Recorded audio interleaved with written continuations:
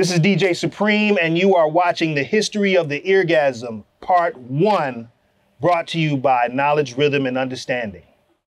Bismillah, yo. 1, 2, 3, yo. From the old school to new school. My name is Jon Malone, also known as DJ Supreme, and my history with Birmingham hip-hop pretty much began around 1995, 96.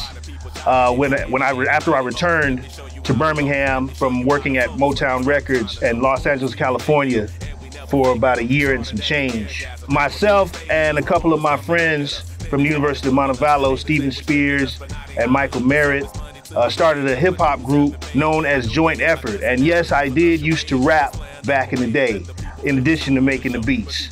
We used to make songs in our dorm room at University of Montevallo.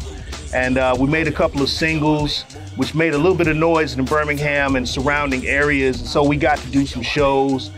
And then after that, then the three became one.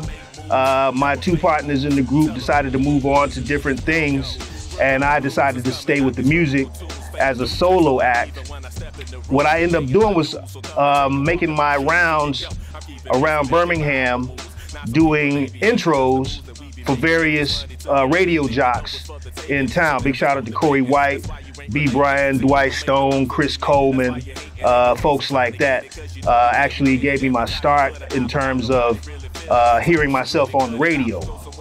After that, I decided to get down with the Eargasm because I noticed that there wasn't really a venue for hip hop in Birmingham, and particularly the style of hip hop that I liked, which was that underground, hardcore, real gritty type sound like you would hear from a Mobb Deep or a Tribe Called Quest. So we decided, we being a few friends of mine, also from college, DJ Ben Kenobi, Yousef Young, also known as Poltagyst, Jason Hamilton, decided to get together, and we started the Eargasm. My name is Yousef Young, aka Poltagyst, the host with the most. Well, I was the co-host of the Eargasm with Supreme, and I was one of the founding members of the Eargasm. See, Supreme and I met back at college, University of Montevallo. We became friends. It was him, myself, Rodney McKinstry, Kyle McLeod, Steve, Ben. It was a bunch of us, Lee Gregory, and we also used to hang out. And it just kind of, there was this definite love of hip hop in the group. We all enjoyed introducing each other to new groups that the others had not heard of before, and bringing, just bringing that vibe, that underground vibe to the group. Okay, well, before the Eargasm, there was hip hop in spots around Birmingham metropolitan area. You would have guys at the fountain, breakdancing.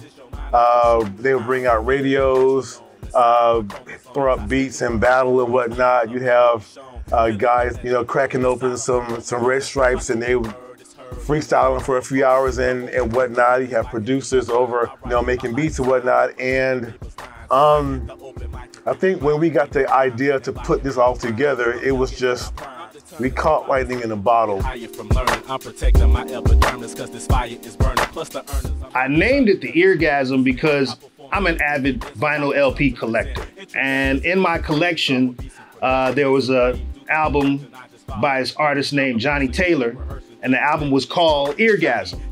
And I thought, wow, that would be a great name for a show or a song, even a DJ name. It just was a dope name. So we decided to call it the Eargasm. When we started, we actually held it at a couple of different other venues. One was the studio, and the other was the Hippodrome.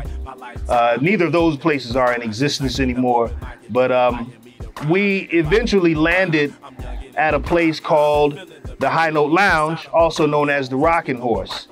And we settled on that place because the owner of the venue, shout out to Sam Pilato, he was pretty much more open-minded when it came to hip hop, and he wanted to try something different from his at his club.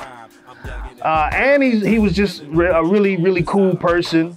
The place was a family-run a venue, great sound system, great stage. That's pretty much why we settled on the High Note as being the home for the Eargasm.